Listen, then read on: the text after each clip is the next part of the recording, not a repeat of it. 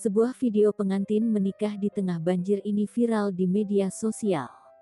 Pada momen yang mestinya banjir doa, pengantin ini justru juga kebanjiran air hujan.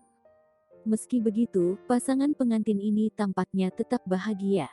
Mereka justru menjadikan momen menikah di tengah banjir untuk berfoto unik, seperti yang dibagikan akun TikTok @pengengakinsecure hingga viral di media sosial. Akun TikTok itu membagikan video kejadian unik pengantin yang menikah di tengah banjir. Dalam video tersebut terlihat pasangan pengantin berendam di air kecoklatan. Mereka sedang dikelilingi warga lain yang menyaksikannya. Dalam keterangan ia menuliskan keterangan ia memotret foto pernikahan di tengah kebanjiran.